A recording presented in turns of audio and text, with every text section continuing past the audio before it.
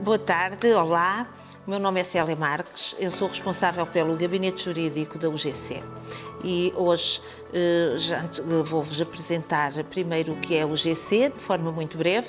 É uma União Geral de Consumidores, é uma associação de defesa do consumidor, que foi criada em 1991 e ao longo destes anos de existência tem desenvolvido inúmeros projetos e muitas ações na sua atividade de defesa dos direitos dos consumidores. Também na versão de informação, divulgação e formação dos consumidores para a tomada de decisões informadas, esclarecidas nas suas compras e nas suas ações do dia-a-dia enquanto consumidores. Hoje estamos aqui no primeiro episódio de um projeto que a UGC está a desenvolver, que é um podcast dedicado aos direitos dos consumidores e que se chama UGC Talk e-commerce e serviços públicos essenciais. Hoje, o episódio, que é o primeiro, como vos disse, dedica especial atenção às compras online, ao e-commerce e aos direitos dos consumidores relacionados com estas compras. E o objetivo é ajudar os consumidores a fazer compras seguras utilizando a internet e aproveitando as vantagens que esta ferramenta tem para todos nós, quer na vertente de entretenimento, da informação, de aquisição de bens e serviços, e tem imensas vantagens. Contudo, começo por vos alertar, e todos nós ouvimos falar disso no dia-a-dia, que a internet, apesar destas vantagens, também tem perigos, também tem algumas matérias que temos que ter cuidado. E vamos ver, por exemplo, eu vou-vos dar exemplos do phishing, que toda a gente já ouviu. É frequente ouvir-se falar no phishing, que é uma prática que consiste no envio de e-mails, SMS, telefonemas, mensagens instantâneas para as vítimas, para que estas revelem informações sensíveis ou instalem programas com vírus, programas chamados maliciosos, nos seus dispositivos. E para este efeito, os cibercriminosos, portanto os criminosos se dedicam aos crimes online, não é? Simulam uma marca fidedigna para conquistar a confiança do consumidor e iludi-lo. E levá-lo a abrir os fecheiros, a fornecer dados, todas essas situações. E há aqui uma pequena diferença, que quando esta prática é realizada por SMS chama-se smishing, mensagem por telefonema chama-se phishing. Depois já há a burla, que todos nós ouvimos falar ultimamente, que é o Olá Pai, Olá Mãe, através do WhatsApp, em que os criminosos fazem-se passar por filho ou um familiar próximo da vítima e pedem dinheiro com urgência. Depois, outra prática que vos dou exemplo é a questão da lotaria. As pessoas são contactadas, normalmente por e-mail, a dizer que ganharam um prémio astronómico, a uma lotaria a que eles não se candidataram, mas que depois, para receber esse alegado prémio, terão que pagar e fornecer os seus dados. E a verdade é que as pessoas que caem nesta armadilha pagam, fornecem os dados e depois o prémio não existe. Portanto, para isto é importante as pessoas evitarem e protegerem-se das fraudes, e começando por manter o computador em segurança. E isso é através da criação de uma password segura, que deve-se ter, pelo menos indicativo, 12 caracteres. Não deve ser uma palavra fácil de acesso, como, por exemplo, nomes, datas de nascimento, aquelas passwords que são demasiado óbvias. Deve ter algum grau de complexidade, nomeadamente misturar letras maiúsculas, minúsculas, números, símbolos, para que seja uma password forte. Por outro lado, é importante manter os sistemas informáticos e as aplicações atualizados, e isto é válido tanto para um computador, como para um portátil, como para um telefone. Em seguida, fazer uma utilização segura da internet, não visitar sites de origem duvidosa, certificar-se de que o site é seguro, e isso nós fazemos de uma forma muito simples. Ou tem no endereço o HTTP e termina por S, ou então existe um cadeado ou na barra de ferramentas do endereço ou na parte inferior da página. Estas duas coisas indicam que os sites são seguros. Não se deve revelar o endereço de correio eletrónico a pessoas que não se conhece, não se deve integrar o nosso endereço de correio eletrónico em listas grandes de endereços na internet, não se deve abrir anexos, seja em formato de áudio, vídeo, etc., de mensagens de correio eletrónico, a não ser que se tenha a certeza do que é que são e da origem. E não se deve transferir e executar software que não seja proveniente de fontes conhecidas ou de confiança. Atenção também, e muito rapidamente, às redes sociais. Muitas vezes as pessoas não têm a consciência de que nas redes sociais acabam por revelar informação sensível da sua vida privada. Portanto, é preciso algum cuidado sobre as coisas que se divulga nas redes sociais. E agora, feitos estes alertas, vamos entrar nas compras na internet. Começando por referir que são inegáveis as vantagens das compras online. Desde logo, a possibilidade de se escolher o horário que nos seja mais conveniente para fazer a compra, a comodidade de evitar deslocações. Contudo, também aqui há que ter alguns cuidados, nomeadamente quanto aos pagamentos quando se usam cartões. Portanto, é importante, antes de comprar através da internet, desde logo recolher informação sobre o vendedor. Prestar atenção ao preço que nos apresentam quando queremos comprar um produto, porque muitas vezes o barato sai caro. E, portanto, é importante verificar a veracidade da oferta. Escolher formas de pagamento seguras. É importante que nos sejam fornecidas informações sobre os nossos direitos relativamente a reclamações e garantias. É importante verificar se o vendedor no seu site fornece essas informações sobre os nossos direitos. E depois é importante verificar, quando queremos comprar um produto, verificar as condições da venda, as condições da entrega dos bens. Tudo isso é essencial. Por outro lado, verificar o site eletrónico do vendedor, verificar se está lá o nome da empresa, quem é o gerente, as coordenadas, portanto, a localização. Devemos evitar os endereços que são simples apartados ou que são telefones com taxas adicionais. Porque muitas vezes, nas práticas fraudulentas, é difícil encontrar o vendedor, é difícil sabermos quem é que está realmente por detrás daquele site. Se o vendedor indicar no seu site um telefone, é importante que façamos um telefonema a pedir informações complementares sobre o produto que queremos adquirir, sobre o serviço, a assistência pós-venda, sobre as condições de entrega.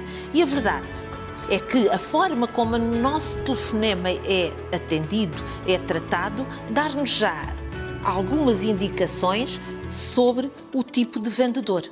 Não podemos descartar a hipótese, e até é importante que o façamos, muitas vezes procurar em fóruns de troca de impressões de consumidores, saber se alguns consumidores já compraram naquele vendedor e o que é que dizem sobre a experiência. Aqui chegados, iniciamos o processo da compra, propriamente dito. E, portanto, no processo da compra é importante estarmos atentos a algumas coisas. Em primeiro lugar, deve ser possível verificar a qualquer altura os vários passos e corrigir algum dado se for preciso.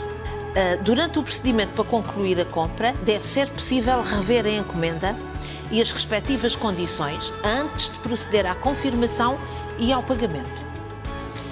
E depois é importante que, uma vez feita a compra, que o vendedor envie um e-mail de confirmação da compra e que informe sobre o prazo previsto para a entrega do bem. Há um direito dos consumidores que é muito importante nestas questões das compras online, que é o direito do arrependimento, o direito de cancelamento do contrato. E isto é um direito que assiste aos consumidores quando compram a um profissional e através da internet. Porquê? Porque é possível cancelar o contrato sem ter que dar qualquer justificação. E, portanto, aplica-se este direito, seja à aquisição dos bens, seja à aquisição de serviços. Agora, é preciso ter presente que este direito só se aplica quando nós, enquanto consumidores, compramos a um profissional. Quando se compra a um particular, este direito não existe. Portanto, tem que ser a um profissional. O prazo para o exercício do direito de arrependimento ou de cancelamento do contrato são 14 dias corridos e é válido em Portugal e em todos os países da União Europeia. A forma de cancelar é simples, basta ser por escrito, portanto pode ser um e-mail, a comunicar ao vendedor a intenção, a decisão de cancelar o contrato, tendo presente que o consumidor tem que devolver os bens adquiridos ao vendedor e tem que suportar as despesas da devolução e receber depois, ser reembolsado do dinheiro que gastou na aquisição do bem.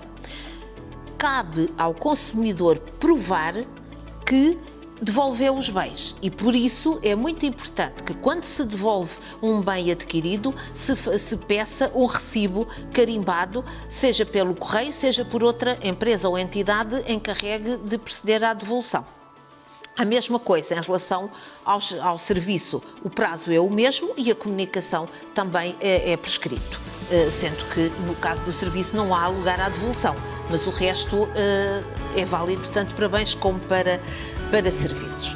Agora que estamos nestes processos da compra, há deveres que o vendedor também tem e um deles, o mais importante até diria, que é o dever de informação, porque quando se compra bens ou serviços na internet, o vendedor tem que informar de uma série de elementos que são obrigatórios e que são essenciais, que é o nome, a atividade, o endereço onde se encontra localizado, o endereço, a morada física, a identidade, portanto, o nome, a firma, onde é que se encontra estabelecido, o número de telefone, um endereço de correio eletrónico para permitir uma comunicação rápida e eficaz com os seus clientes, com os consumidores, a natureza e características dos bens ou serviços, o preço total, as formas de pagamento que disponibiliza e os prazos de entrega. De igual forma, também é obrigação do vendedor a informação sobre o prazo para o consumidor exercer o direito de cancelamento e respectivas condições de exercício. Isto é essencial e é obrigatório. Esta informação pode ser dada no site ou deve-se constar do site do vendedor e deve ser fornecida ao consumidor por escrito, normalmente por e-mail. Tendo presente que o direito de cancelamento se inicia no dia em que o consumidor recebe o bem e, portanto, a partir dessa data conta os 14 dias para o exercício do direito. Atenção que o direito de cancelamento não se aplica a todas as compras nem todo o tipo de bens e serviços, porque só se aplica às compras à distância. Portanto, dando aqui um exemplo, se nós retirarmos o contacto de um vendedor da internet e depois formos à loja do vendedor e comprar um produto, não se aplica o direito de cancelamento. De outra forma, se nós fizermos a compra online, todo o processo da compra, mas optarmos por ir levantar o produto na loja do vendedor, aí sim já se aplica o direito de arrependimento ou de cancelamento. Porquê? Porque aquilo que interessa e aquilo que é decisivo é que o facto é que a venda seja feita através da internet, para que se possa aplicar este direito.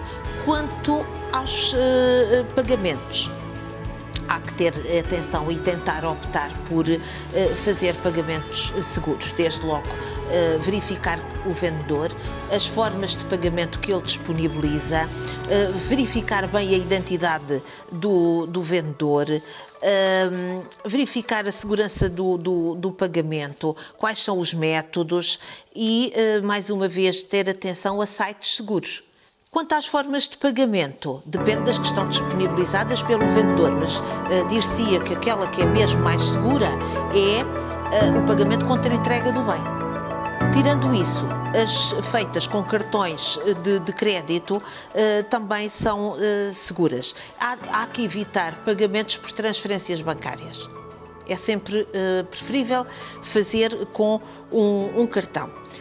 Devemos ter atenção ao seguinte, é que a partir da altura em que se fornece o cartão de crédito e a respectiva data de validade, durante um processo de compra, isto equivale a uma autorização de débito na nossa conta. Por isso é importante que, após isto, após a compra, após fornecer os números e os dados do cartão, nós vamos conferir a nossa conta bancária. E depois de todos estes alertas, e para finalizar, diria aqui em jeito de conclusão, 10 regras essenciais para quem compra na internet. Comparar. Nós podemos comparar e devemos comparar sites. Quando queremos comprar um bem, devemos comparar os vários sites que vendem o mesmo tipo de bem. Pensar nos prazos de entrega.